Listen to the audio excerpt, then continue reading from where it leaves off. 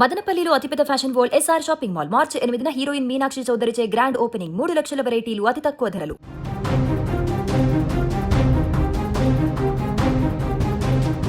ప్రపంచం ఊహించిన దానికంటే వేగంగా యుద్ధ మేఘాలు కమ్ముకుంటున్నాయి.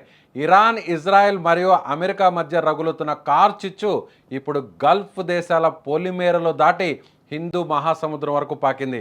పశ్చిమ ఆసియాలో మొదలైన ఈ రక్తపాతం ఇప్పుడు సముద్ర గర్భంలో భీకర పోరుకు దారితీసింది. గల్ఫ్ కంట్రీస్లోని అమెరికా సైనిక స్థావరాలను, ఇజ్రాయెల్ను లక్ష్యంగా చేసుకొని ఇరాన్ దాడులకు తెగబడుతుంటే, ఇటు అమెరికా, ఇజ్రాయెల్ అగ్రరాజ్యాల బలగాలతో కలిసి ఇరాన్పై విరుచుకుపడుతున్నాయి. ఈ పోరులో తాజాగా ఒక విషాదకర ఘటన చోటు చేసుకుంది. శ్రీలంక తీరానికి సమీపంలో ఇరాన్కు చెందిన శక్తివంతమైన యుద్ధ నౌక ఐరిస్ డేనా అమెరికన్ సబ్మెరైన్ దాడికి గురై సముద్రంలో మునిగిపోయింది. ఈ ఘటన అంతర్జాతీయ సమాజాన్ని ఒక్కసారిగా ఉలిక్కి పడేలా చేసింది.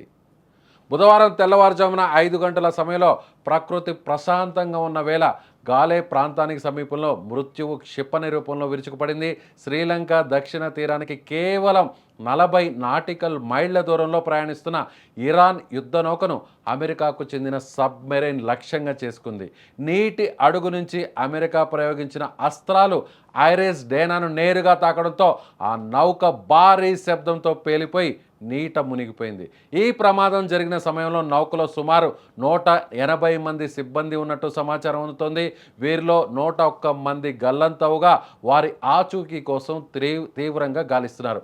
మిగిలిన వారిలో 78 మందికి పైగా తీవ్ర గాయాలయ్యాయి. ఈ ఘోర దాడిని శ్రీలంక రక్షణ శాఖ, నేవీ అధికారికంగా ధృవీకరించింది.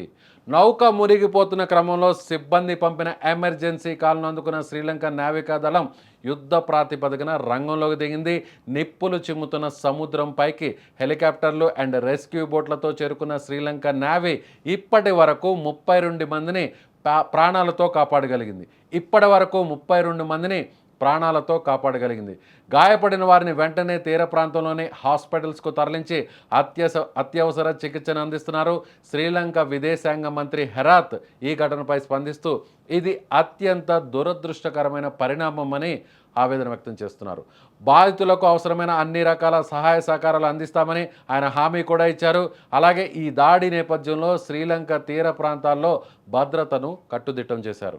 ఈ యుద్ధ జ్వాలలు కేవలం ఆ దేశాలకే పరిమితం కాకుండా ప్రపంచ శాంతికి ముప్పుగా మారుతున్నాయని శ్రీలంక ఆందోళన వ్యక్తం చేసింది. ఇరాన్, ఇజ్రాయెల్ అండ్ అమెరికా మధ్య జరుగుతున్న ఈ ఘర్షణలను తక్షణమే ఆపాలని శ్రీలంక ప్రభుత్వం విజ్ఞప్తి చేస్తోంది. ఒకవైపు గల్ఫ్ ప్రాంతంలో అమెరికా స్థావరాలపై ఇరాన్ దాడులు చేస్తుంటే, మరోవైపు అమెరికా తన అమ్ముల పొదలోని అత్యాధునిక ఆయుధాలతో ప్రతి దాడికి దిగుతోంది.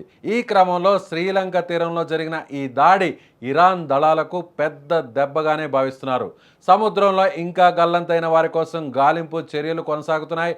మరిన్ని వివరాలు తేలాల్సినప్పటికీ ఈ ఘటనతో హిందూ మహాసముద్రం ఒక్కసారిగా యుద్ధ క్షేత్రంగా మారిపోయింది.